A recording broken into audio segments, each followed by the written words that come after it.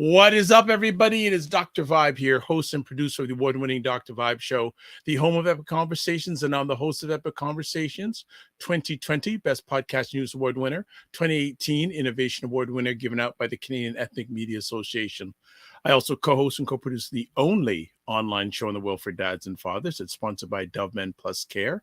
And being part of that project or show, reached out directly and indirectly to over 100,000 fathers around the world in 2022 and 2021. And we're just calculating 2023 numbers, but it looks like it's going to happen last year also. As always, I like to say you're blessed, highly favored, a magnet for miracles, and a solution for someone's problem. Broadcasting live, I guess it's January 13th, almost halfway through the month of January. But like Toronto, where I am, and most of North America, we're in a deep freeze. And I was thinking today, sometimes weather can be havoc in this part of the world, and it can sometimes cause havoc with Aisha Case-Taggers. But Aisha Case-Taggers is here. LaLa is here. What's going on, ladies? Day today. You what? We had a 63 day today. 63 degrees? That was the high. It's now like down to like 48 or so. But yeah, it was 63 today after like freezing all week. And we had, 6 inches of snow. And then the next day, it was like 52. All gone. We had like 2 or 3. We had 2 or 3 inches of snow last night. Then around 11 o'clock last night, it began to rain. And then heavy rain this morning. I said, okay, let me get outside and shovel my driveway before the temperature drops, because I don't want a driveway of ice. Yeah. So that's done. And our temperatures are going to like really plunge over the next few days, probably going into a deep freeze. Ours too. So, but that goes on. That goes on. How is LaLa Key? What's going on? It's been a week. Monday is the anniversary of my sister's accident, and so I'm struggling. Yeah. We are with you in spirit and in heart, and I know you didn't have to be here, especially during this sort of time, but you chose to be here, and we appreciate your choice. Yeah, and that first year after losing a sibling is always the hardest. That first anniversary of their passing is always the hardest. Does it get better? It gets better, but it doesn't. That emptiness still lingers. Absolutely. It's quite something. So before we go any further, other than that, what's been going on this week? Oh, what's not been going on this week? we are in a circle. You know those carousels, those little they go round and round. That's what I feel like we're in. We're in a carousel of just merry-go-round. Yeah. Oh my God. Well, it's like that old Billy Preston song, "Will It Go Round in Circles?" Yeah. Or the old Keith Sweat song, "Merry-Go-Round." And we're going to talk about Keith have a song Sweat. That I wrote about the merry-go-round. Keith Sweat. Yeah. Keith, did any of you ever see him in concert? No, he's not my favorite. I did in the 80s because I saw a New Jack Swing concert. What did you think? Okay. I heard okay. So get ready, folks. This is going to be good. I like the music. I love it because I love New Jack Swing. His face looks like clay, like mud, like somebody just like slapped the pieces on a Mr. Potato Head. But Keith Sweat can't sing. Thank you. If we're being honest, Keith Sweat can't sing. He can beg, he can whine, shame, but he cannot sing. Teddy Riley put him on good. Yes, he did. I can't stand him, so I can't. I can't stand that whiny no tune. He can't carry a tune. Y'all fussed about your boy who was doing auto tune and he can sing. What's your boy's name? T-Pain. Yeah, T-Pain. No, even auto tune. Please, baby, please. I'm glad because I agree. I said he was one of the concerts that I walked out on. Well, I stayed. I said this guy can't sing. A concert I did walk out on is Blackstreet. See, I like Black. Really? I like Black. It was. Which version of Blackstreet did you see? That's the important I didn't think. because Can't there's remember. the what is his name? God, his name escapes me. You'll remember. It's all But, right. Once you come out in the middle of everything else, she gonna say, That's what's gonna happen. It's gonna happen. Yeah, David Hollister. Dave Hollister. David Hollister. Okay. That version, that's the first version. But after Dave Hollister left, he replaced him, and then Yeah, no, the Keith Sweat. I went. This guy is not the greatest singer. But let's get to some other things before we get started. We banter around. So subscribe to the Dr. Vibe Show. Please subscribe on YouTube. Hit the notification button. Follow the Dr. Vibe Show on Instagram, Facebook, and LinkedIn. To advertise your business, product, or service on any of the platforms that I host or produce, please email me dr.vibe@thedrvibeshow.com. Also want you to join the Primetime Saturday. I didn't change it. Saturday, it should be Saturday. I'll change it before we finish tonight. Saturday with LaLa Discord group. Please email me at dr.vibe@thedrvibeshow.com. Check out the Primetime Saturday store. I'll make sure I put the links to it in your comment section wherever you're watching this. And also check out at Patreon, where you can get exclusive content. Yeah, we have a paid Patreon, and we also have some content that's free. So like, the 10 and 10s, if you're not in the Discord group, the 10 minutes is available for free. If you want to see a full hour, you have to sign up for a membership. Excellent. Actually, I want to give a shout out today. There is an organization in Toronto called the Walnut Foundation. And what they're all about is a group of Black men who have organized. It's a not-for-profit that addresses or really wants to make awareness of prostate cancer.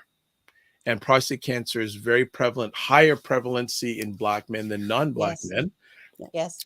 And they were having a clinic today at the Jamaican Canadian Association. I interviewed the lead of that organization, Anthony Henry, a few weeks ago, and he wanted to know if I could come out and do it. So them, in conjunction with Princess Margaret Hospital, which is one of the world-renowned hospitals for cancer, conflicting or battling cancer in the world, had a great clinic, was a great time there. And people, okay, so I didn't, no, it's gone, but I did take my PSA test. I do it usually, but I said, let me just do it. So good gathering of Black men, they're getting their PSA test. And the nice thing is they didn't have to pay a cent. And even if they didn't have, if they are targeted specifically for those Black men that haven't had a PSA test done in a year and did not have a doctor, because if you don't have a doctor, there are some moments where you have to pay for a PSA test. Oh yeah. Wow. And they were offering this for free of charge. So a shout out to Anthony Henry and the Walnut Foundation. So any other, let me just get some things, some people saying hello here. JJ Mars from Arizona, what is up? Oh, wow. Galen Bingham, long time. Yeah, it's 13 degrees in St. Louis currently. And actually tonight there's a football game in Kansas City, and they're predicting it's going to be the coldest NFL game played. And they're further south than we are. Yeah. Yes. Oh, JJ Mars says, Keith whines, no singing. Okay. Yeah, he sings about as well as Paula Abdul. They both have that nasal quality. We threw our name in there too. That's true. It's true. She's just sick of dancing. Oh, look at this. Caslu, blessed Saturday, sunrises and shared. Great shows and info. Thank you. And I'm going to say something. I'll save it to after we finish offline. I included something new in the trailer, so I think that it just goes in very timely with what you just said. Okay. JJ Marr says in Colorado, -2 degrees here. Wow. So it's a cold in a lot of areas of the United States. Like there's a National Football League game that was supposed to be in Buffalo tomorrow. They canceled it and rescheduled it for Monday. You know what? Martin Luther King Day's on Monday, holiday. Yes. We didn't include that's that. That's his actual birthday this year. Birthday. Mm-hmm. So before we get into our other topics, thoughts, ladies, on Martin Luther King and or his legacy? Where does it stand today? Does it still resonate in the Black environment? It still resonates. It will be abused on Monday. I expect to see a lot of Republicans quoting King very disingenuously. Meanwhile, all out of context. Ron DeSantis especially quoting Martin Luther King. Meanwhile, he's trying to stop Black people from learning. So, come on. Meanwhile, his state was banning King books. So he better not say anything because he will get dragged by Black Twitter. But he doesn't care. But that's the point. He doesn't care. That's not his agenda. He doesn't care. He has no Black friends. We didn't include this. He don't even claim to know he's got Black friends. Look, and the one Black friend Nikki Haley has is her son-in-law. Oh gosh, you guys are already going in, and we haven't started. Okay, well, no, it's okay. I just wanted to ask you. We didn't put it as a conversation about isn't the Iowa caucus supposed to be on Monday too? Monday, yes. On the Martin Luther King holiday, they have the Iowa Republican caucus. Interesting. Well, it's usually like the third Monday of January. So regardless, it was as is the King Day. And you would think they would have it earlier in the day since a lot of people have it off, but they have it at night. So, and it's supposed to be -22. Yes, they're concerned about. Yeah, they're concerned. Yeah, they're concerned about voter turnout. Oh yes, they are very, very concerned about that big time. Yeah. All right. Well, the appetizer. I don't like those numbers. You want to see +22, not -22, right? Right. Anything Celsius. Celsius. Even Celsius is even better, right? Yeah.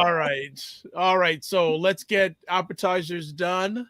Actually, I think we just put the early part, just call it the appetizer. I think that'd be. Yeah. Just what? That. Yeah, I'm just gonna create a lower third, the appetizer. Yeah, there we go. Done. Yeah. We'll put it in. All right. Let's get to the main course. Start of the main course. First course, U.S. Defense Secretary Lloyd Austin kept cancer diagnosis from the White House. I heard a lot about this, and I'm questioning why. Exactly. That's my point too. I mean, I understand that he is Secretary of Defense, and we're engaged in some struggles right now that require our Secretary of Defense to be on point. But this is a fallacy of not having a protocol that no other administration had either. I think that we need to give him some grace, because finding out you have cancer, it's not like you got a new job, had a new baby, got a new car, and the first thing you go, hey, guess what? Who goes out and says, hey, guess what? I got cancer. No one does that. And also too, you can't really give a whole lot of information to people, because the question would be, well, what's the prognosis? What's this? What's that? The first thing is you get tested. The second thing is they tell you. Then you have to go back for more tests so that they can give you a prognosis. So yeah, I don't see why. First of all, he had the surgery for it. He followed protocol. He put the person, his deputy, there, in his place, because he was going to be under general anesthesia. And at that point, for people to say that he kept the cancer diagnosis from the White House, just because the White House hasn't said anything, doesn't mean that Joe Biden didn't know. And I would expect that if he did give his powers to his deputy, that Joe Biden did know about that part. The other thing is that separate from this is that he had complications from the surgery. That's what caused him to go in the hospital. And I can understand no one reaching out, because if you're the person, and if you've ever been with anyone who's been in ICU, I've been there with my sister, that person is not capable of doing anything. They have to rely on the people who care about them, who are there to do it. And I'm sorry, but I don't think the first thing in his wife's mind when her husband diagnosed with cancer, had a complication from the surgery, and if he was in ICU, it was pretty dire. That she was first of all thinking, "Oh my God, I got to call Joe Biden." And he, eventually they did call someone, but that person happened to be out with the flu. Now we have to ask the question: did she tell him she was out with the flu? Because she might not have, and that's why the media didn't get it. The problem isn't so much that the communication with the White House was off. People are using that as a red herring. The problem is that journalists are mad because they didn't get to get a scoop. One. Yes. And two, Americans are so damn nosy. Okay. People are mad that they didn't get to know all his business when he found out. Guess what? They feel entitled. America feels entitled about everything. They need to know everything. And don't forget, we've got HIPAA laws. Right. That govern privacy. Don't forget that. That doesn't exist. It doesn't exist. So we don't know what they knew. They're keeping that stuff close to the vest. And guess what? Maybe we shouldn't know. I don't want to know, but I admire the fact, because the first thing that came out of my mouth was, "Oh my God, here comes the witch hunt." That was the exact words that I said.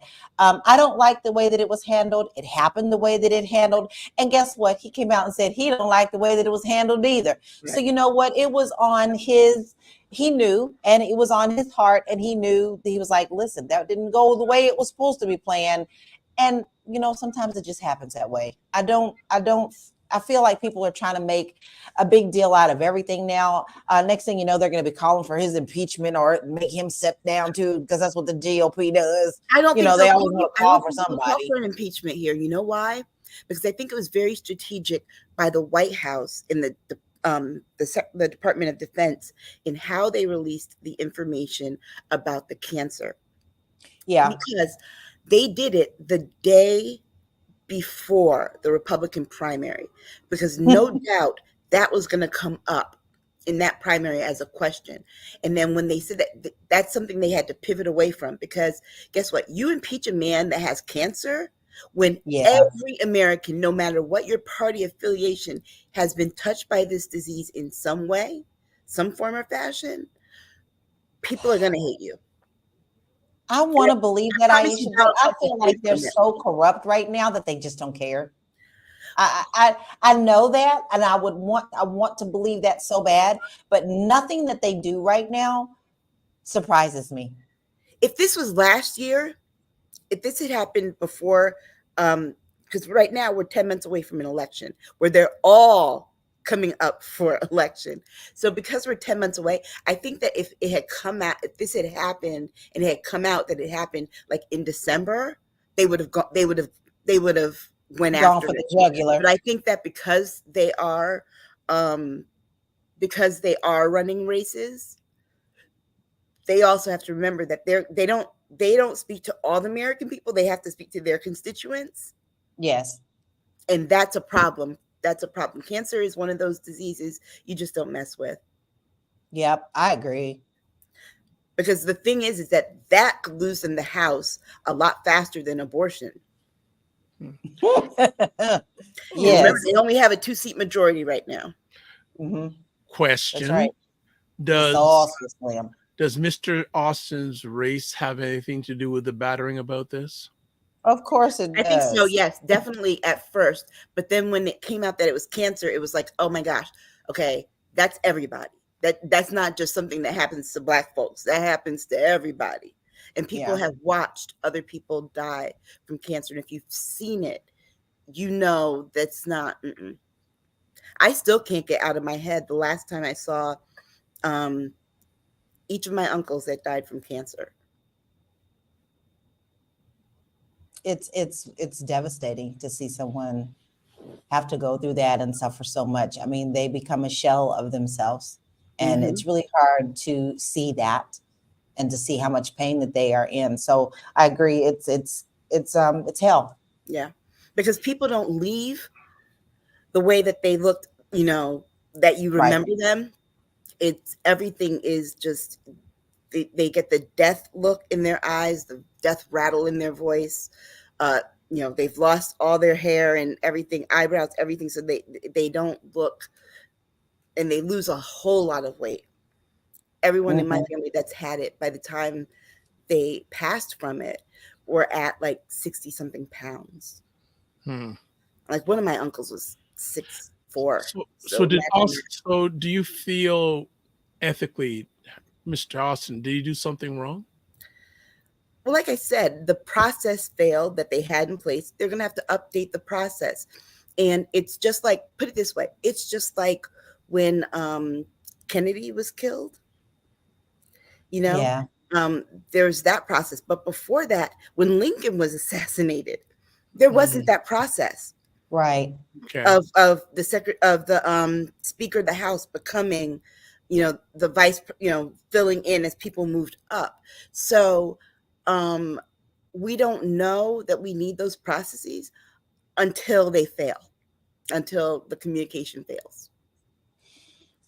So LaLa, you feel that race has a part in all this hubbub. What lens do you feel race has to do with this incident? Other than they hate us on everything. They hate us on everything. Oh God, other than they hate us. Okay. We can't be great. We can't do anything right. We're not allowed. They're trying to take everything from us. So anytime that they could call a race card and then try not to say that it's a race card, they do. I'm tired. I'm tired of this battle. We should not be here. The world is moved beyond, not to say that everybody has, but to be honest, traveling a lot recently, I've noticed that this is not that much of a big deal around the world. People look at you funny sometimes like, what do you mean? Because they don't get it. But America thrives in it, and it thrives in it every single day. So no matter how great we are, no matter how many times we've gone over and beyond 4 times what they have to, they are going to do something to try to bring us down. We're not, and we will talk later about another situation about that. So I think this is a clear cut case. And I'm with Aisha, once they found out it was cancer, then they're like, oh, I can't touch it. But if it was anything else, you better bet heads would have rolled. And they're good at telling us slavery was 200 some odd years ago. Get over it. We've been here for 400 years. How about you get over it first? Exactly. And that's honestly, I do. I feel it plays a big part in absolutely everything that we do. And think about it. They have a plan to take down the most powerful Black people in the country. In higher education, they took down the president of Harvard. They want to take down Kamala Harris. That's why they put out all these bots and things that have Democrats all up in arms and like, oh, Kamala's not doing any good, whatever, whining about that, going to shoot themselves in the foot. And then he is the most powerful man in the military. He is the Secretary of Defense of the United States, okay? He's the most powerful man in the military, and he happens to be Black. And if anyone knows anything about the legacy of Black people in the military, the first Black people early on in the military had to go through some real difficult stuff. Even the first person at West Point, when no one would talk to him, they would freeze him out. He wasn't allowed to join any of the clubs or anything. It's the same when we started going to colleges outside of HBCUs. It is the same everywhere. And here we are in 2023, and we are still having to do firsts. After being here for 400 years, still having to do first and getting resistance because people. Nancy Mace talked about white privilege this week with the Hunter Biden thing, which she has no definition of it, because if she knew it, the definition of white privilege is expecting that positions of power that are held by Black people belong to you. When you Aisha and I on the same page. I'm gonna tell you something. I already wrote that down in my book. Wrote it down in my book. Expecting that those positions belong to you. It pisses me off too when people say, oh, this Black woman took my job. Did you apply for it? Did you have the credentials for it? No, but I could have been considered for it. Why? I could have been. How and why? How and why? Right. Woo! Do you have a PhD? Okay, I think we've got to look at this. So J.G. Marsh says Black American soldiers were far more patriotic and loyal than whites in the military. Mm-hmm. Mm-hmm. J.J. You Marsh. ain't got no fight on me from that one. Okay. All right, we are on a fire start, so let's go to our next conversation piece. Well, before we get started Oh. on that, Okay. before we get started, my fire alarm is beeping. Okay, so we're gonna let you go, For a and hopefully second. we'll be back. You'll be back in a second. All right. So we're gonna. I think that's pretty important, don't you? Yeah, I stay, burn your house down, but stay. Come on now. No, we don't roll like that. Let's go. Okay, Heather Harris says we can't rationalize other people's fantasies. Yeah. Great conversation. Good evening. Good evening. Excuse me, Heather Harris, who many a time is watching The Morning Vibe, which I co-host and co-produce with Ryan Only Night on Monday and Friday mornings at 9 a.m. Eastern Time. Just going to clear my throat. So I'm going to put myself on mute for a second. Some cooties been going around. You got cooties? Yeah, the cooties. I got the cooties. All right. I think. All right. The house is still standing. Oh yes, the house is still standing. Just we were cooking dinner one night and things got a little smoky. Because things got a little smoky in my oven, and the fire alarm had gone off, and we were trying to get it off, and I think the battery might have died, so it started beeping randomly. Do you still have dinner though?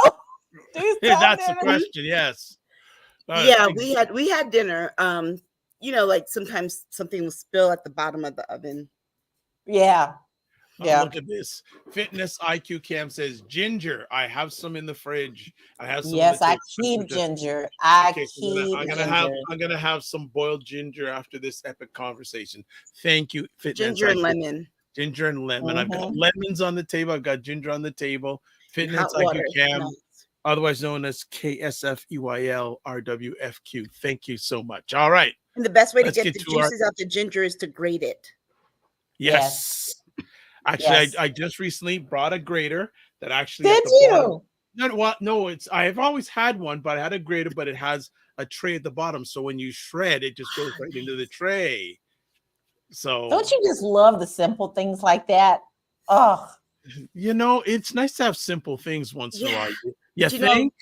It's fun and games until you grate your fingers. Oh, all right. which I did when I was about 10. Ouch. I grated my fingers. The potato peeler. I peeled off a layer of skin off my thumb. Oh, these are all the young, these are all the young antics. Like crashed into a parked truck on my bike, cut my knuckles. So I didn't know that your middle name was Daredevil. I still have the scar. I've used to climb trees, and I've fallen out of a probably about 15 to 20 feet from the tree. Landed on my cousin because we both fell off the tree together because we used to climb trees, sit up there, play and talk, and we were pretend wrestling. Both of us fell. I sprained both ankles. She sprained one ankle, and I also sprained a wrist. Still had to do ballet though. On my sprained ankles. Ouch. Oh wow. I wasn't tailbone being tomboy. I was up in them trees too. Yeah. Look, I've jumped up. I've jumped off of things when my youngest sister, she told me she could fly, jumped off the countertop. I told her, go ahead and fly. And she twisted her mouth because she hit the tub. So yeah, we were rough. Okay. And I passed it on down to my kid because every day she's come up with a scraped up knee. Well, Staggers, aka Daredevil. All right, let's continue on. That was an interesting little turn. See what happens when you put your place on fire? We find out more about you. All right. Let's go. Next up, Hunter Biden makes a surprise appearance at contempt of I loved Congress it. Day. I just loved when he strode himself right up in there. That was some beautiful TV. No, the best part was when he left. The best part was when he left, because as soon as Marjorie Taylor Greene started talking, he got up and left. And guess what? All the press left with him. So she couldn't get her little 2 minutes of TV, right? Like she wanted, which was so funny. She wanted to say things so bad. You know, like when she said, yeah, you must be scared of me or something like that. Ain't nobody scared of you, Three Toes. Right. Not one person. You look like a Neanderthal. Ain't nobody scared of that. That's the stuff I was made of. I was there for it. I was like squealing. I was like, I'm so glad you walked in. I mean, because you know what? It's about time that he dishes something back at them. Because honestly, this is, like I said, this is nothing but a witch hunt. The man has never held office. You know, listen, my two brothers, struggled so hard with addiction, and the fact that this man is walking around clean right now is something to be celebrated. And yet you want to continue to trash this man at every cost you have. They make up stuff, and it's a tit for tat thing. See, they want so bad to get him, but they didn't say not one word about Trump's kids and marriages and all that stuff. Not one. Donald Jr. literally has some YouTube videos with white dust on his nose. Come on. Yes. Yet they still going after this man. I'm done with it, because the government is not functioning, and it's to our detriment. We are getting close to a shutdown again, and you're still trying to hunt Hunter Biden. Come on now, I'm done. And what's so bad is that they extended the gap to February 6th just so they can continue these charades. Yes. It's really quite, we're not functioning. There's nothing working in the United States. Nothing. No, what we need congressional hearings about is the very thing. One of our conversation topics about those 15 states that turned down aid to help childhood hunger. That needs a hearing. Those governors need to come and testify, as opposed to Hunter Biden. Look, the other thing too that got me, Josh Moskowitz, he was there, and he said, you know what? After Nancy Mace said she voted for in contempt charges, whatever. Well, anybody of you on the other side, he said, you know what? I'll vote for contempt charges right along with you, but you all have to agree to a contempt vote for Jim Jordan. Yes. Perry, who, by the way, Scott Perry, he was in the room. He was one of those there. Representative Biggs, who was also there. So it is peak white privilege what they did, Nancy Mace, just so you know. Because Nancy Mace said, it is the epitome of white privilege that you came in here and said, no, it's not. No, it's not. It is the epitome of calling your bluff. He was there. Exactly. You had the opportunity. And y'all didn't know what to do with it. Y'all had no idea. Because actually someone said, somebody, I can't remember who said he was a Democrat. He said it was Dan Goldman. He said, who's ready to vote right now? Ask some questions. They didn't have no questions. They all said that they didn't want to. And the reason they don't want to is because what they did, what they wanted to do was to get him in, because remember the last time that they had people in an open hearing, which was his business partner, they didn't get what they wanted, and it blew up in their faces. So what they want to do is go have a private deposition, because they know that once it comes out, their people aren't going to read it. They want to be able to go on Fox News, go on Newsmax, go on all these other conservative places and be able to say, well, we got definitive proof of this and that. And it'll be a daggone lie. Yeah, everything's a lie. Okay, just want that we have some comments here. Regina's in the house. Regina says Hunter is the ultimate red herring. Yeah. And then Heather Harris on Facebook is saying Dr. Melissa Harris Perry might call these stories weapons of mass destruction. She says, correct, might call these weapons of mass destruction, she says. Yeah, and you know what's so bad? They still have not connected any of the Hunter Biden stuff to Joe Biden. The math isn't mathing, because they're like, well, Hunter Biden, he got money from these foreign governments and all, and when he had to pay his father back, that's how he paid him back. Guess what? Joe Biden didn't knowingly take money from foreign governments. No, he did not. He took a payback of a loan he gave to his son and a payback from his brother. They can't even prove that his brother was getting money from these things. And for them to say, too, this is also one of those weapons of mass distraction. They say that Hunter Biden had a job he was not qualified for. Hunter Biden, did you all know that Hunter Biden went to Harvard? Did you all know that he was an attorney? He was clearly qualified for whatever it was he was doing with Ukraine. They're not going to let it go. Like I said, they're going to stick to this story. I was yesterday years old when I found out that Hunter Biden went to Harvard and was a lawyer. I just want to correct Heather. I said weapons. I hope I said mass distraction. I may have said destruction, but I want to say weapons of mass distraction. Well, it is mass destruction of the truth. Yeah, that's true. It's true. Call it like you see it. You said you didn't have no blurb. That wasn't a blooper.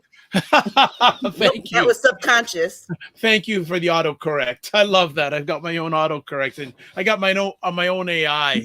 I got HI. I don't got AI. I got HI. I love it. It sounds like the Republicans are not going to let this go until they find something. There's nothing to find. Because there's nothing to find. It doesn't matter if they find it or not. They are still going to do this vote. They're trying to look like they're doing all the procedural stuff correctly, but they're going to vote on impeachment regardless. Just like they're trying to impeach Mayorkas. That hearing was going on at the same time as the one that Hunter Biden was at. Yes.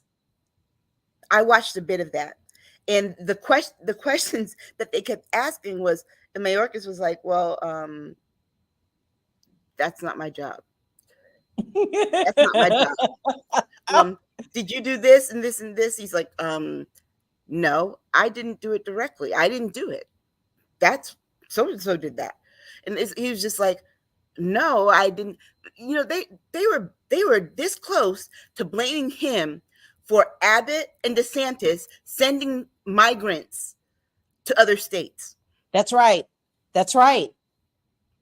And then he would answer, like they would throw these stupid questions out that is not a yes or no answer, yet they wanted a yes or no answer. And so he did answer one, and then it was a witch hunt. No, you shut up. You already said it. So I'm claiming my time. Oh God, yes. And we thought they were going to blow up. I mean, their faces turn red. It's ridiculous. They can't function. Because it's going to be it's going to be a harder route to impeachment for him than it is for Joe Biden. The thing for Joe Biden, they're going to make that up. It's going to be very specious. They're going to do it because it's what Donald Trump wants. So when he runs, he can say, "Well, he was impeached too.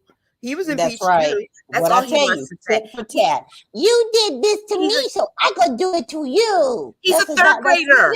He's a third grader. Yep. You know, I know you are, but what am I? I know you are, but what am I? Stop borrowing from Pee Wee Herman. You know what, Aisha? Did you read my notebook before we started? Because I got that written down too. Nah, like minds, great minds think alike. Pee Wee, the late Pee Wee Herman. Oh my gosh, I know you are, but what am I? Oh gosh. Oh God. Can't you tell we're all 80s kids? Oh my man. In the 80s. Oh my goodness. So From Keith Sweat to Paula Abdul to oh, Pee Wee Herman. Yes, the 80s rule. dare I say that's quite a threesome, but let's go on to so so absolute. So this Hunter Biden thing, they're gonna are the Republicans gonna be dragging it through all through during election Yes. season? I don't think Yes. so. I think they're going to You try and don't, get. I think I so. think they're going to try and get the vote before the end of the primaries. Because remember, primaries end in May, I believe, in some That's states. too far. I think, yeah, it's too far. But they're gonna make it so that when it's time for the general election, Joe Biden can go into it. I mean, Donald Trump can go into it saying that Joe Biden was impeached too. They're trying to give, because remember, he doesn't have a platform.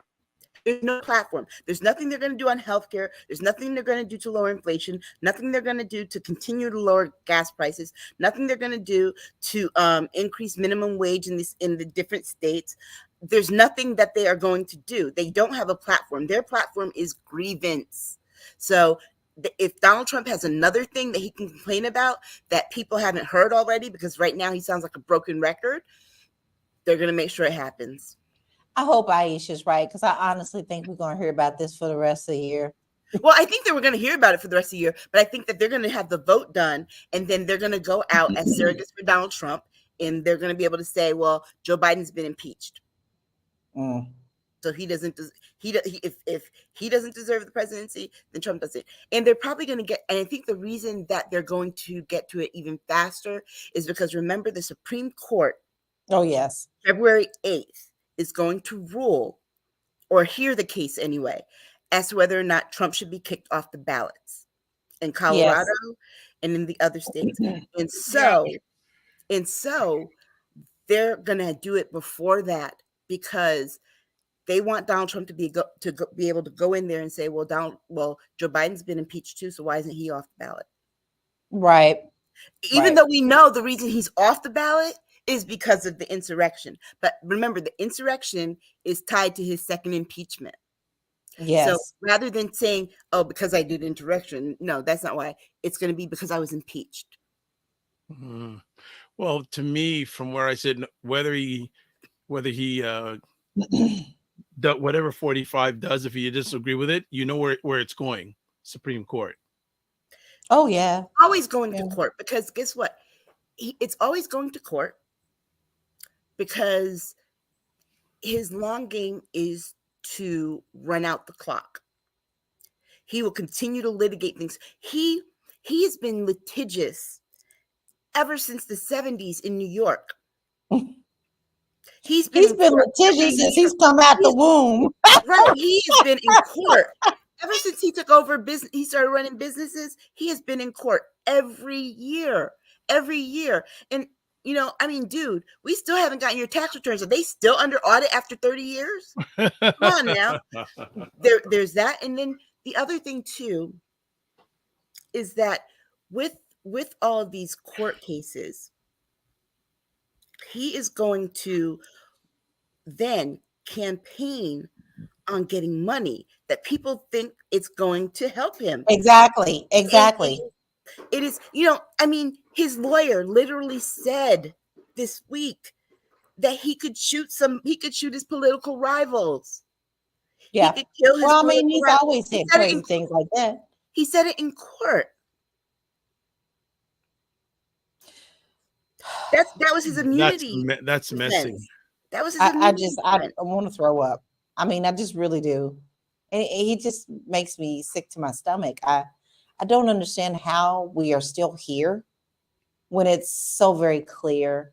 Everything is clear. Had this been anyone else, had it been a regular citizen or a regular businessman, they would have already been under the jail. Okay. Why this man is getting where he is now, I want to understand. I do understand, but at some point you think, y'all can't be that stupid, can you? But they are. If any one of us incited violence, we would be sitting in jail until our trials. He incited violence. 5 people died. A number of Capitol Police committed suicide afterwards. People are permanently disabled as a result of it. Wow. He's still Yes. calling for violence, and Yes. he is free. Put it this way: his lawyer argued that he could go and shoot his political rival. One of his political rivals is president.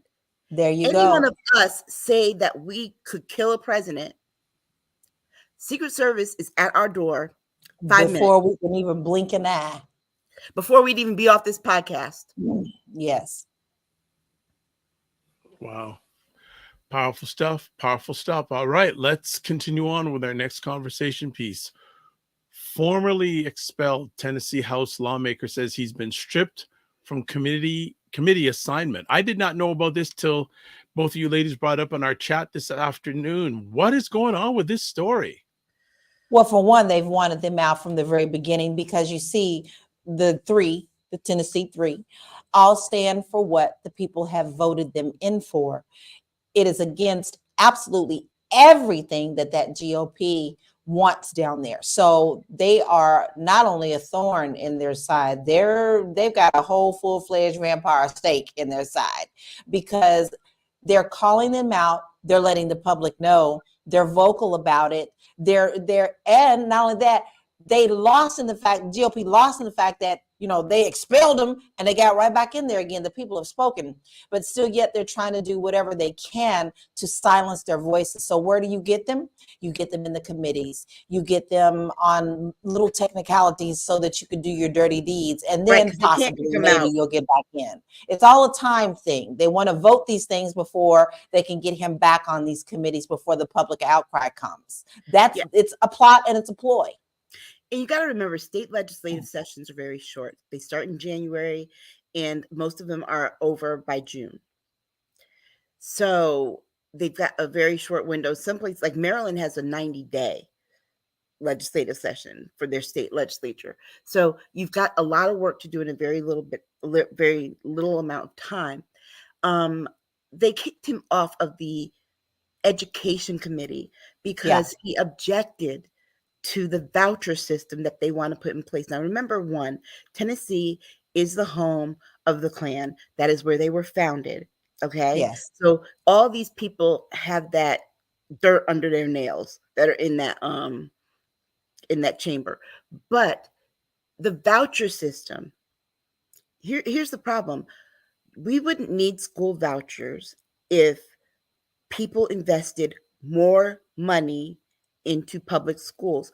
The way that what the voucher system allows for, and it's probably an unjust voucher system, because here's the thing: you're going to give people the money, you're going to let the money follow the kid so they can go to private school.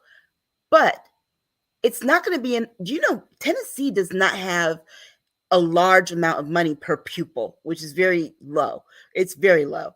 And that amount would follow the kid, but then the parents would have to pay the rest, which would be a couple tens of thousands of dollars. So what does that mean? Who has that laying around?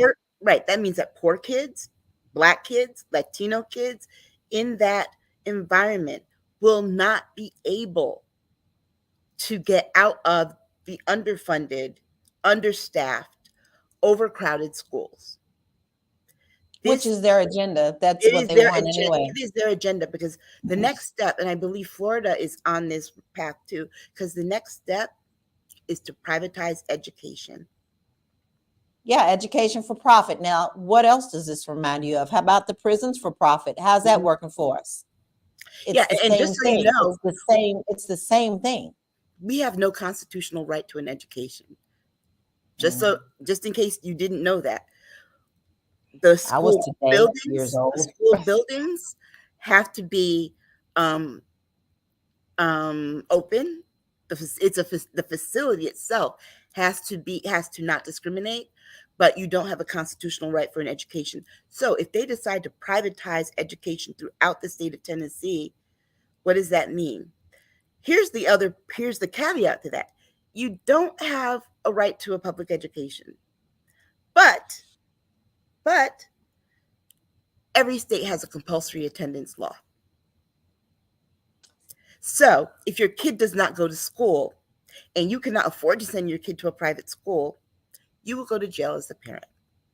compulsory attendance. Oh, Aisha. Oh, I would. Well, I think on that one, I I think wasn't even ready for that. I did not know that. I did not know that. Mm-hmm. If you, because the other thing too is that homeschool, you can homeschool, you know, but what happens with parent, the option they'll be giving you is that either your kid can go to private school or you can homeschool. Well, I can't afford Well, to not there you work. go. What? Oh, but I bet you with the homeschooling, that money that will not follow the child, because if it No. did, then a parent could homeschool and use that as their salary. But no. So wow. so compulsory attendance would mean that parents would go to jail. And guess what? Guess what that does? There are a lot of politicians that invest in prison for profit. So they need to fill them up Same somehow. playbook. All Same right. playbook. Mhm. You see how that's working. Oh boy. All right. Well, look, we're going to take a break on Primetime Saturday with Aisha and LaLa. And when we come back, we're going to talk about food insecurity in the United States and states who are voting not to provide food to U.S. citizens. Really? Children. Yes, children. Children. So we're going to be back in 90 seconds. Keep it locked on Primetime Saturday with Aisha and LaLa. And that's what I feel like. You feel like you're the Harry Tubman of the mind. I am. I feel like I'm one of the Harry Tubmans of intelligent Black people. Like I want to liberate y'all from like being left behind and ignored and oblivion. No, really, the rappers get all the attention. Seriously, does anybody else feel this way? Like ignorant Black people, they'll be all up, getting all the headlines on the Shade Room, Overly and sexualized Black over folks. like the twerkers and the just people that don't always represent the best of us, the diversity, like people like Dr. Vibe. Like everybody should know about people like Dr. Vibe. They Dr. really Vibe should. he's trying to do good work for Black people. Dr. Vibe from Toronto. Good to see you, my brother. Dr. Vibe. Everybody follow Dr. Vibe. He has a great show. He's very good at what he does, and I have a lot of respect for him. Okay, so let me hop into this. What's up, Dr. Vibe? How you doing? Everybody, if you see Dr. Vibe in the chat, everybody go follow the Dr. Vibe show. Dr. Vibe is a real smart brother and a good human being. I like the guy a lot, and he's very intelligent. And I think everyone should pay attention to what he's got going on. We got to shine the spotlight on the intelligent Black people out here that are really doing the good work. Don't just pay attention to the rappers and the celebrities. A lot of these people are losers. Your true winners are your people in your community that are really having your back. Helping us to have stronger families and a stronger community. So Dr. Vibe is in that category. So you might see the Dr. Vibe show in this chat. If you see him, please go follow him. Okay. All right. So anyway. What is up, Dr. Boyce and Dr. Alicia Watkins, as always. And I actually had a conversation yesterday with Dr. Boyce, and he said, love what Aisha and LaLa are doing. Happy to have them on board with y'all. So we appreciate that. And also cannot forget Dr. Alicia also. So we're on Primetime Saturday and we are back. And this is a really, a lot of these stories are really disturbing, but this one I'm shaking my head at. 15 states shut out food aid for 8 million children in the United States. What's going on with that? Well, this is coming from the people who claim that they love children, but they're fiscally conservative. We've got 50 states in this country. 35 have accepted the supplemental food aid for 8 million children who are living in poverty. Well, not more than 8 million children, but for children who are living in poverty. But mostly what this will do will give additional funding so that the kids can get meals over the summer when they're out of school and can't get, because remember, a lot of kids get their only 2 meals of the day from school, breakfast and lunch. So in all it is an additional like $40 per child, per month, right, for the summer. And 15 states, as you can guess, they are the lower half, the southern states, and then those states right around, North Dakota, up through Idaho, Montana, all those states said no.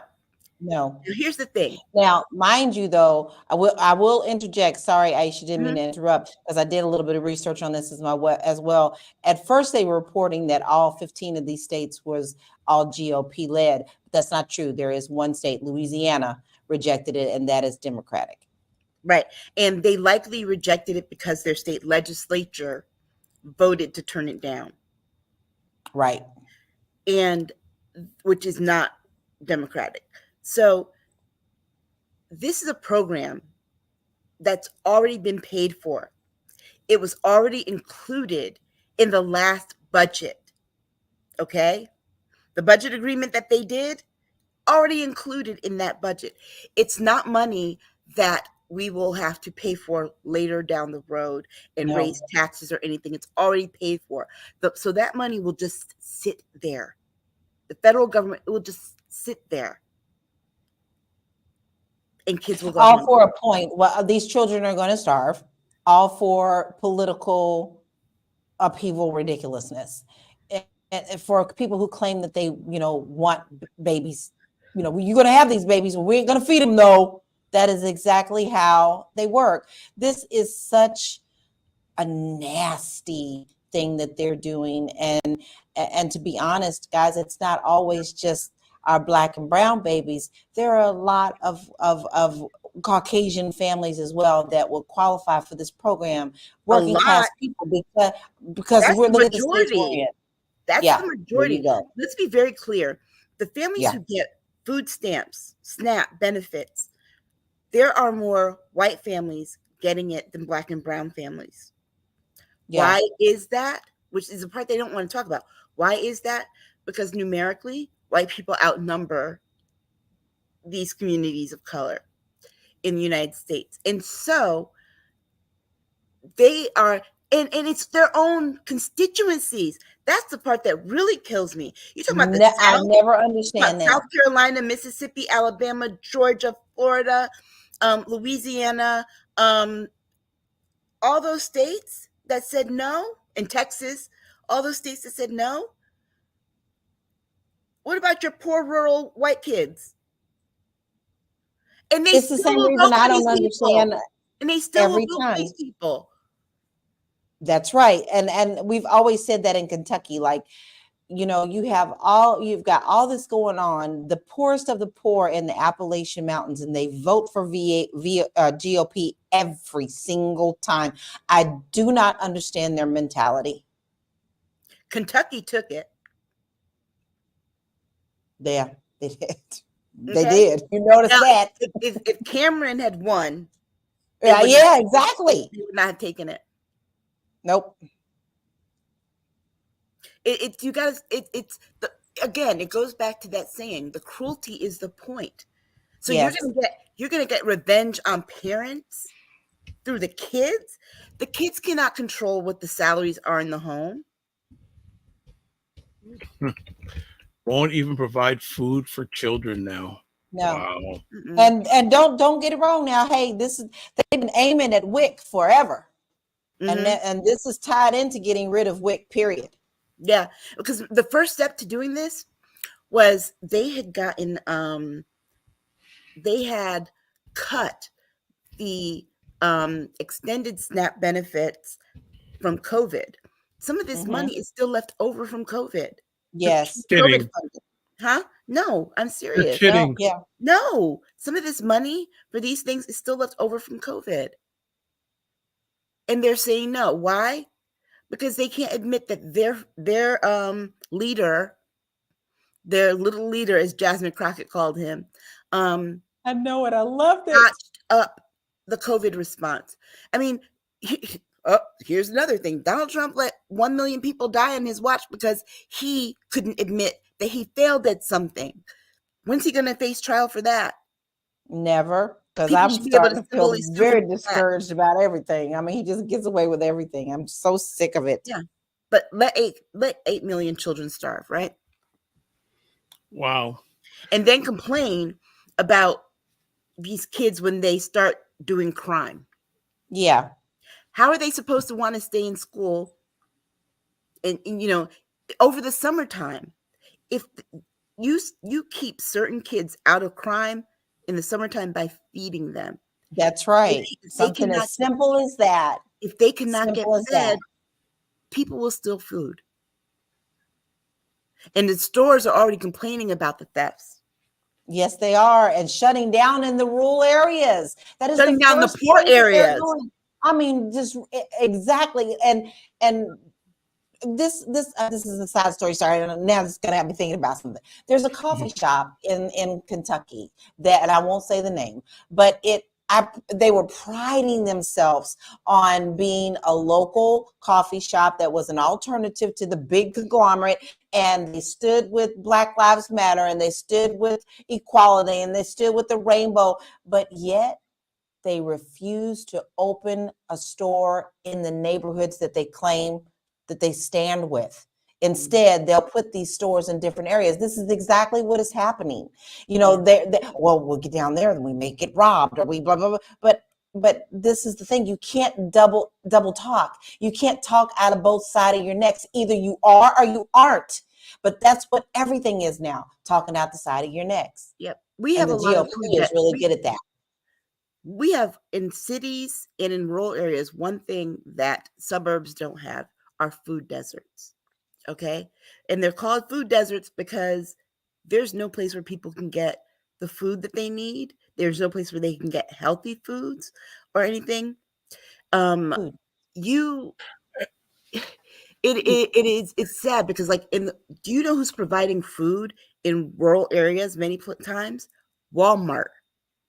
Wow. You have those rural communities. They might not have a grocery store, but they'll have a Walmart. That's where they go to get everything, and they'll have nothing else. One stoplight. That's it. You in the inner cities, you're lucky if you have a corner store. But to get to a grocery store, you can buy fresh fruits and vegetables to keep your family healthy. No, and if there is a grocery store, 9 times out of 10, they don't have fresh produce.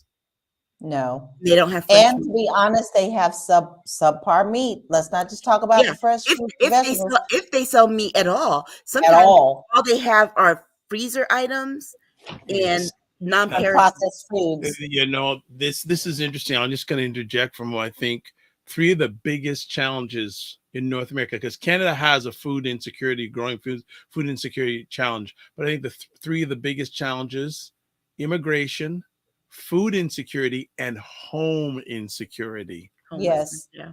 Home insecurity is not being talked about, but it's a big, big challenge. And let's be real, okay? If our democracy fails, these things will get 100 times worse. Oh, well, yes. It's Aisha. It's interesting you mentioned about the food and all that. I have a longtime friend who's worked at a grocery store that I shop at all the time, and I went in there the other day and wanted. This is before I really cut down my protein, like chicken meat consumption, and there was some I think it was some chicken or beef that was on sale. He says, "Don't buy that," and I go, "Why?" "Oh, it's grade B." Yeah. Meat from, I'm not going to say what country. He said it from a country. I said, okay. So the food security is a growing and challenge.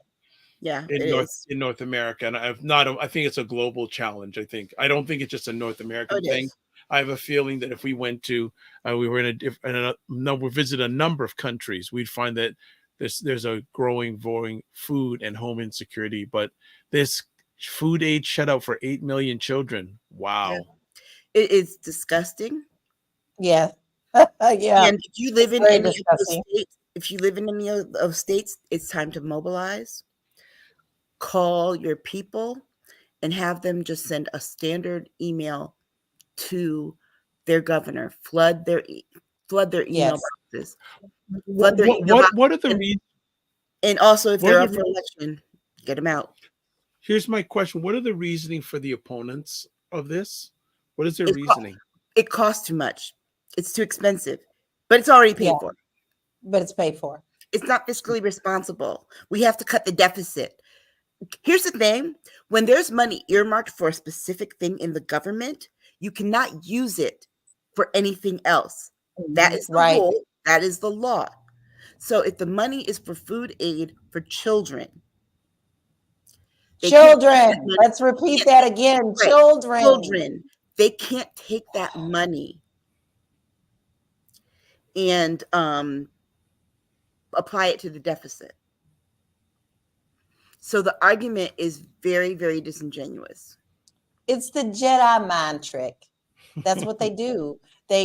Oh, we're going to be doing this. And the next thing, everybody believes it because they don't do their research. When Aisha just clearly stated exactly what the truth is, they'll never admit to the truth. Mm-hmm. Wow. Well, I think we have a good segue into our next conversation topic, because I know that one of LaLa's favorite Jedis is a gentleman named Elon Musk. And you set this next one up wonderfully, Aisha and LaLa. LaLa just did a beautiful. Elon Musk seems to endorse tweets saying that students at Black colleges have low IQs. I went to an HBCU. My sisters both went to HBCUs. My husband went to an HBCU. Mm-hmm. Let me tell you, my closest friends all went to HBCUs. I'm going to tell you something. HBCUs graduate the most Black students that go on to earn PhDs than any other kind of college in this country. Okay. You know why? He's guess what? Saying that Elon doesn't reduce their enrollment. It's only going to increase their enrollment. And that's a good thing. Why? Because that means more money to HBCUs. But let me tell you something. He's so dumb that if you were to close the biggest land grant institutions, because a lot of the HBCUs that are state schools are land grant institutions, which means they bring federal money to the state. Okay? They bring federal money to the state. They bring additional tax revenues to the state because students go there. They're mostly in the South. Do you know how quickly the South will dry up if you take away funding to those land grant institutions? So what he's saying is ridiculous. He's saying it to pick on people. That's all he's good at, is to pick on people. He's good for nothing else. But let's remember this, America.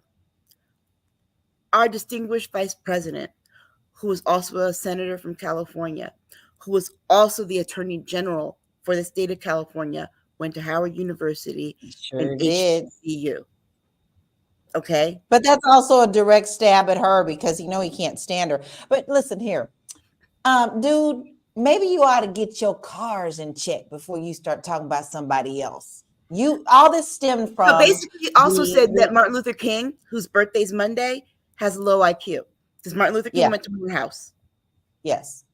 Okay. Exactly. I'm actually going to read a little bit from the story. So, because people say he did. What did he say? So the story here is Elon Musk seems to endorse tweets saying students at Black colleges have low IQs.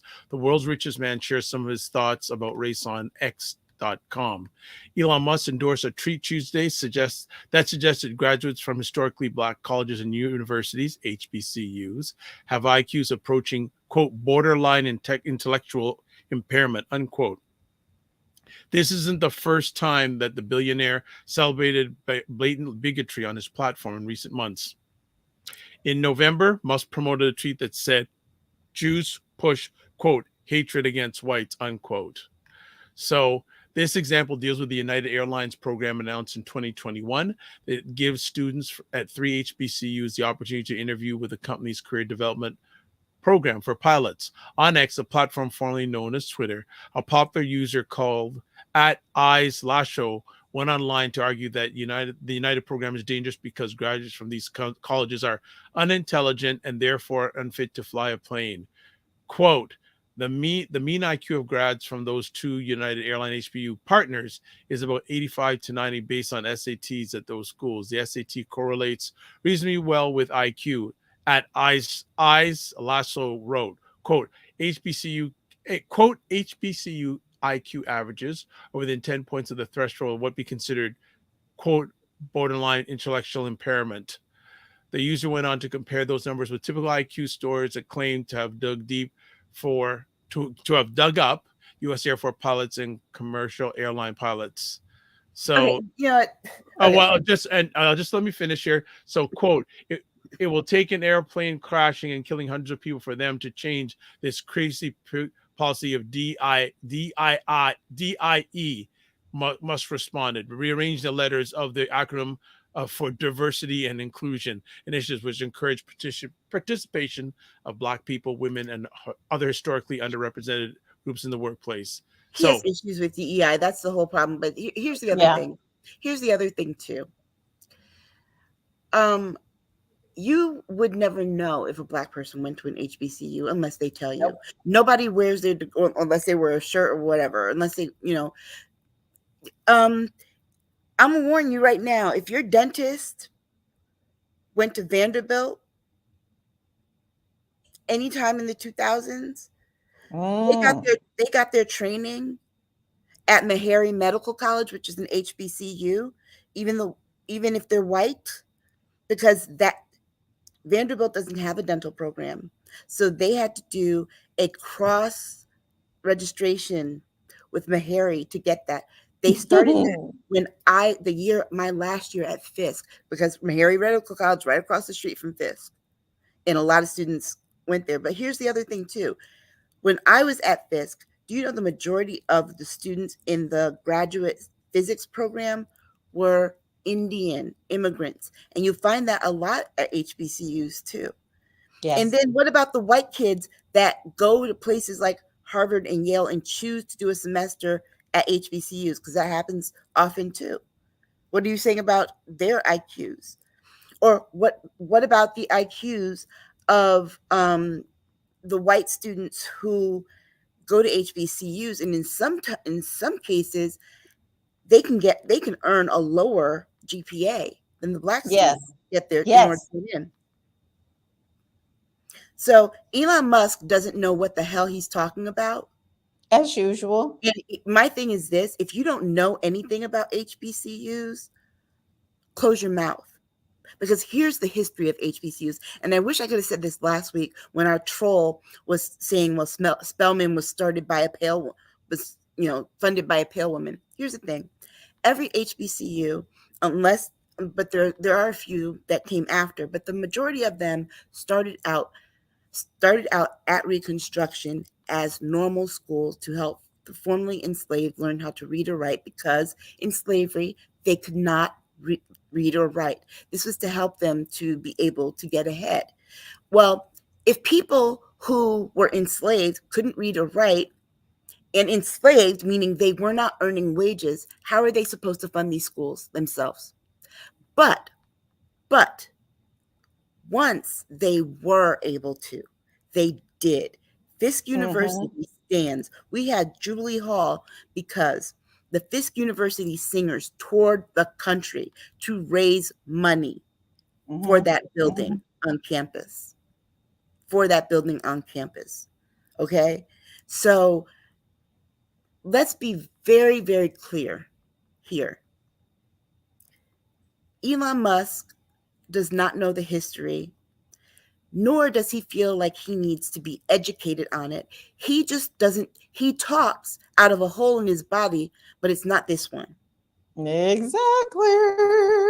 And not only does he sound stupid, he looks like he's the one with the low IQ, because all he did was requote a tweet of someone else who didn't know what they were talking about. Nope. And but see, now all of his cronies, once again, you have these groupies.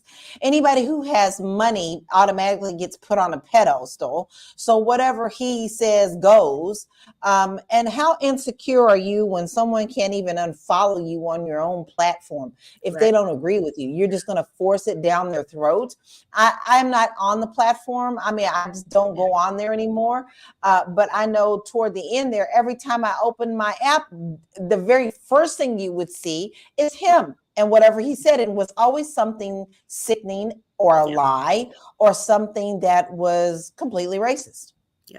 Thurgood Marshall went to an HBCU. Hazel O'Leary, who worked in the Clinton administration, went to an HBCU, and then eventually became president of one after. She was president of Fisk for a while. So he would be very surprised about all these people who actually went to HBCUs. And so I'm going to be checking to see if Elon Musk says anything about Martin Luther King on Monday. And then I will go on Twitter and I will re-quote tweet it. And I will say, but he went to an HBCU, right? All right. He's already got his finger on the trigger, though, Aisha. I'm pretty sure he's ready. He might be ready and he might ban me from it. I don't care. But the other thing, too, is that he cannot dispute that fact. He cannot argue that fact. That is a fact. All right. Heather Harris catching up on comments saying, Howard in the house, PhD. So my Heather sister, too. Yes, PhD from Howard. She got her undergrad and her PhD at Howard. My dad's a graduate of Howard. There you go. PositiveHire.co. Thank you. Happy New Year. Michelle Hayward's in the house. Michelle also says college and libraries come from Black people. Yep. She also mentions Hillman College. Yes. Also, there was a whole TV show. Exactly. A whole TV show. Hillman based on Hampton. Let's be clear. Yes, and or white students who enroll at HBCUs. So and see, that's the fallacy, is that the right has spread this lie that white students can't attend HBCUs. That's not true. If you've ever gone to one, you've seen several white people at HBCUs. Now, the one thing I don't appreciate is the regentrification that is going on, the gentrification that's going on in downtown DC, right smack in the middle of Howard's campus. Oh, they took a path for just regular residents to walk through the campus. And I'm sorry, that to me, you would never. Yale is built around the city, but you don't see people in the city strolling through the old campus downtown. You don't see that. And we were just there in August, and checked that out. I mean, it's so disrespectful. And what people don't realize is there is sacred ground on our campuses. Okay. Yes. Our Greeks have their own property on the campus that belongs just to them. There are other places on campus that, like, for example, if any white person walked across white person, Black person who wasn't a graduate for 25 years or more, or 50 years, walked across the Oval at Fisk, you're going to have some problems, because that right there is for the golden and silver sons and daughters, people who have been out, because that used to be slave ground. That's how we honor our ancestors. So some of these pieces of land, have special significance. Yes. To us, and to just be able to just walk through it like nothing, and not even take in the history of it, to me is ridiculous. Oh, but remember, we benefited from slavery. Oh, Ron DeSantis. Yeah. That's going to really get him elected across the country. He's going to win all the Black votes. Well, depending how he does on Monday, by our next broadcast, he may have dropped out. Oh, I hope so, with his old horse mouth. Okay. Man can't smile or laugh for nothing. I mean, he my God, he was on Morning Joe. Yeah, was it yesterday? Yes, he was on Morning Joe yesterday or Thursday morning, and they were like, "We have Ron DeSantis here," and Ron DeSantis sat there like he doesn't know how to smile. He's like it hurt him to smile. So Regina says Elon is sounding and looking more and more like Steve Bannon. You mean Steve O'Clannon? Oh, wow. On point. Regina says, I had many students choosing HBCUs over Ivy League schools. They were accepted at both. And that happens quite often, because you know what? Here's the thing about HBCUs. And it's the one thing that they can't stand. It's a place where we can go and feel comfortable. Yes. I was lucky to have that 3 years there where I didn't have to experience the kind of racism on campus that I experienced undergrad. It was a safe community. Like you had your popularity, your regular stuff, but the race issue was not there. I sat in classes with people who look like me. I got to study things about people who look like me. Yes. You know, it was encouraged, you know, so I just, I got to intern at the Race Relations Institute at Fisk University under Dr. Winbush, who Dr. Vibe knows. That's how I ended up with him as my thesis advisor. Wow. And so, you know, these are things that you just don't get when you go to a predominantly white institution. If white kids can go to University of North Dakota and feel safe, how come our kids can't? Right. And don't forget, there are also predominantly Native American colleges in North Carolina and in the Plains areas. There are also predominantly Hispanic grant institutions as well. I got to jump in here now. Yes. Aisha, you have more knowledge of this probably than myself. I don't know about LaLa, but funding for HBCUs, where does the majority of it come from? Student tuitions, which most of these students are going into debt, taking out loans to pay for. Yes. The ones that are land grant institutions do get funding from the federal government, not as much as they should compared to the other land grant institutions that are not HBCUs. So this is where, go ahead. And they do get funding from different grantors. But the challenge again is getting money from donors. We don't have big dollar donors as we should because the students end up being in so much debt.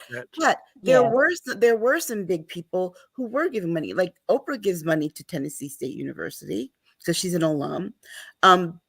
You know, Bill Cosby and Camille Cosby used to give money to HBCUs. They had at one point gave money to Fisk to build a dorm with their name on it. Of course, I think they've taken the name down, but there are some people who are, you know, Spike Lee gives to Morehouse. So there are some people that do it, but not enough. Right. Well, I guess this is what and you mentioned one of the funding sources. If there's a change in the administration next election, how much impact will that have on federal funds to HBCUs, in your opinion? Well, you know, Donald Trump likes to brag that he got all this money for HBCUs. No, he promised it. He invited the presidents there to say that he was going to do it for a photo op. But every last one of those presidents, the big Bible scene. Every last one of those presidents has said that no, they didn't get the money they were promised. They got more. And here's the thing for any of these Black people out here who have issues with Barack Obama, HBCUs actually got the most under Barack Obama. Joe Biden has upped that ante. So yeah, so if you want money to go to HBCUs, you need a Democrat. Vote appropriately. All right. Let's get to our last conversation piece, something I did not know of until the ladies brought it to my attention. Regina King stars as Shirley Chisholm in Netflix Shirley trailer. I had no idea. Actually, I love that we're ending on good notes. Yeah, I had a conversation today with Heather Harris, who's, I think she's still watching this live, and I mentioned this to her. She goes, "Oh, I'm a huge Shirley Chisholm, and I'm a huge Regina King fan." She had such a big smile when I shared this. So, who wants to talk about this? Sounds like it's going to be a very epic. I saw the trailer, and it is powerful. It is so powerful. It really is. Regina King looks just like her. Got the mannerisms down. If she does not win an Oscar or an Emmy for this or a Golden Globe for it, there's no justice in the arts, in the theater arts, because first of all, Shirley Chisholm, I'm so glad that she's getting a film. Yes, me too. And people forget she was the first Black and woman to run as president for a major political party. And such a powerful story. It's so powerful. So, I mean, you know, if you ever get a chance, there's also a documentary called Shirley Chisholm Unbossed and Unbought or Unbothered. Yes. Oh my God, that is so good. It's You such a have to good watch that. documentary. You See that? must watch that before the Yeah. movie comes out. Yes, it is an excellent. It's excellent. And if you remember, Kamala Harris, when she was running her own presidential campaign, took the colors, borrowed the colors from what Shirley Chisholm had done for her presidential campaign. So watch the trailer. Regina King is fabulous. You know what? We've been watching Regina King since she was little, and she was on 227. Yes. And the way that she has matured into her acting, into her craft, no, there is nobody like her. Just, you know, there are very few child actors and actresses that grow up and are able to still work as adults, but she still works as an adult, but she's got With quality. with I quality. mean, quality. With every film, every TV show, she gets better and better and better. And it just, I mean, I can't say enough about that trailer. Make sure you watch it. The film comes out. Isn't March she a producer 22nd on on this Netflix. one too, though, Aisha? Yes, she is. Yes, she's a producer on this. Mm-hmm. Yes, she Rock got the your money to get it done. She magic. got it done. So, March 22nd is when it comes out on Netflix. Make sure you watch it. Yeah, It's gonna be good. I'm excited. I'm really excited for that. And I'm glad it's coming on Netflix too. Yeah. There you go. All right. Well, something to look forward to. Thank you as always, ladies. As always, another epic conversation has come to an end. Some additional comments we have. Regina says this: HBCUs are safe havens. A lot of Black students do not feel comfortable at primarily white colleges for many good reasons. Also says, even at prep school in New Hampshire, Exeter created a Black dorm because those students did not feel comfortable, safe in the white dorms. It's ironic too, because I actually had a conversation this week with a professor from Lane College. Oh, wow. Is it in Jackson? I don't remember the name of the city, but Lane College. It's an HBCU. So nothing just happens. Yeah, and I'll tell you, when I was an undergrad, I was the only Black student in one dorm I was in my junior year. Wow. Oh, all right. It was not pleasant. And I'll tell you something. I'll tell you something else. The white boys felt no shame coming to knock on my door at night. Oh boy. Let's not go there right now. Regina says unbought and unbossed. Yes, that one. That's the Shirley Chisholm documentary. Make sure you watch it. There you go. Thank you, Regina. Thank you so much. Well, as always, family, we would like to thank Aisha and LaLa for taking the time to drop knowledge bombs and share with us. So first things first, LaLa, the social media maven, how can people get in contact with you? Well, you can find me on all social media platforms, unless you're on Twitter, at Living the LaLa Life. Like I said, unless you're on Twitter. Okay. Aisha, I'm choosing peace this year. So you can find me on Instagram. You can find my account on Instagram. You might not find me, but you can always find me on our Discord channel. Wonderful. Fantastic. And if you want to get in contact with myself, website, the DRVI. No, yes, it is the DRVIBESHOW.com, YouTube, Facebook, and LinkedIn, the Dr. Vibe Show. That's the space DR period space vibe space show. Instagram at the DRVIBESHOW and X at DRVIBESHOW. So as always, before we close down, let me just do a few other things. You can also watch replays of this epic conversation on the Dr. Vibe Show, YouTube, Facebook, and LinkedIn, and also the website, the DRVIBESHOW.com. And as always, I've put it in your comment section, but we're just going to do a few other things. Subscribe to the Dr. Vibe Show on YouTube. hit the subscribe and hit the notification button. Also, you can follow the Dr. Vibe Show on Instagram, Facebook, and LinkedIn. And again, if you want to advertise your business, product, or service on any of the platforms that I host, please email me dr.vibe at the drvibeshow.com. Here's the link for the Patreon Primetime Saturday with Aisha and LaLa. Here's the link for the store. And I think that's it for now. I don't think we got anything else. And also, the information about the store and the Patreon is in the comment section wherever you're watching this live or on the replay. So let's finish off with this. Live your life as a dream. If you can dream it, you can make it. Sometimes you have to get small to get stronger.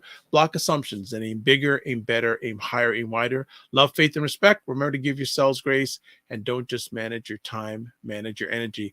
Make sure you subscribe. Make sure you're spreading the word. Hit that notification button. Go to our Discord group. Join our Discord group. Join the Patreon group. Watch all the stuff we're putting out. It is, I'm not the one saying it. Other people are saying it. It is outstanding. God bless. Peace to all. Keep the faith and walk good.